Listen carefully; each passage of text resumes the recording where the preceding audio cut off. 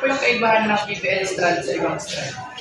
Yes, ang pagkakaiba ng TVL no, sa ibang strand is yung skill na na-acquire nila dito sa shop. For example, dito sa automotive, no?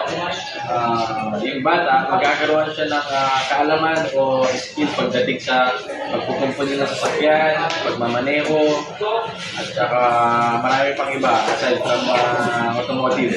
Mag-welding, at mag-repair ng sasakyan. Yun yung mga na-acquire nilang skill pagdating dito sa shop. Yung mga TVL. Yun yung magkakaiba nila sa ibang strand. Which is sa ibang strand, more on academic sila. No?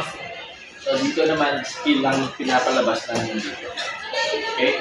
Ano pa? Ano? Ano pala yung ginagawa ng TBL? TBL strand. Ang ginagawa ng TVL strand is marami. For example, yun nga, dito sa shop. So, ginagawa nila, nag-aayos ng sasakyan. Siyempre, nag-aayos, nag-maintain sila ng mga sasakyan na mapanatili yung kondisyon na maganda ng isang sasakyan. Ano pa, yung skills nila, pwede nilang magamit ito pagdating ng araw na, for example, mag-apply sila ng sundalo, magpa-assess lang sila sa TESDA, makakuha sila ng certificate ng NC2, okay, qualified na sila mag-apply as sundalo or military.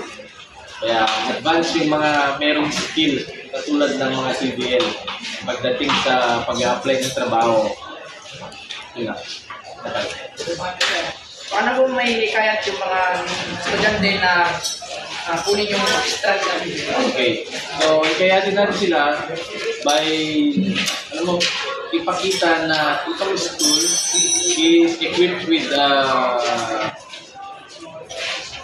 maraming kagamitan, no? Maraming kagamitan na makikita nila na advanced tayo, na pwede tayo makipag-compete outside the school, okay, sa mga car manufacturers or kahit sa mga auto shop na pwede nating